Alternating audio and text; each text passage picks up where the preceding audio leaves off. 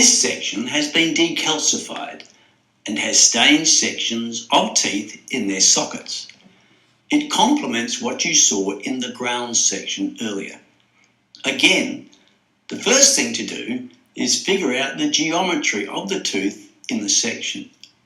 Remember, the inorganic matrix is absent, so no enamel is left on these teeth.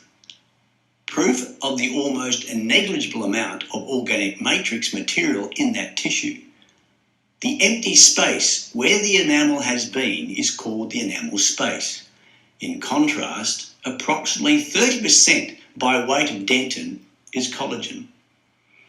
I'm now going to show this region just here, and then down here near the end of the root of the tooth. The dentinal tubules are preserved, coursing through the decalcified dentin.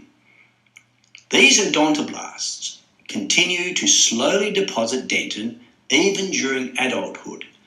This very gradually reduces the pulp space and lengthens the dentinal tubules as this odontoblastic layer retreats.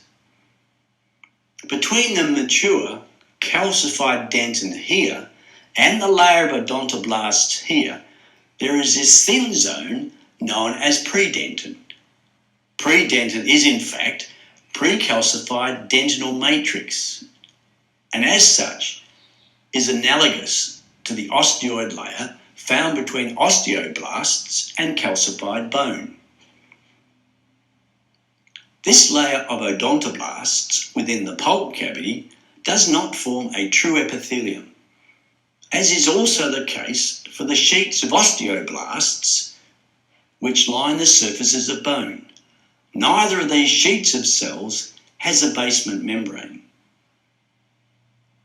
Lying by these odontoblasts, the pulp cavity is filled with a very loose cellular connective tissue.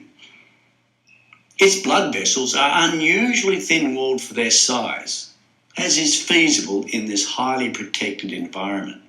And as we all know only too well, nerves exist in pulp, but they're finely divided thin fibres, or axons, supported by Schwann cells, which these dark stained nuclei belong to. A thin layer of acellular cementum covers the entire root surface. At the ends of the roots, about here, this layer is overlain by a thicker deposit of cellular cementum. The periodontal ligament attaches the tooth, here, to the alveolar bone of the tooth socket over here. And as you can see very clearly, this ligament is much more cellular than most ligaments. And it's also much more vascular.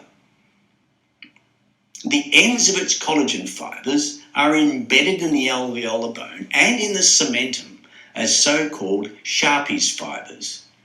You can see this happening on the bone here, and also here.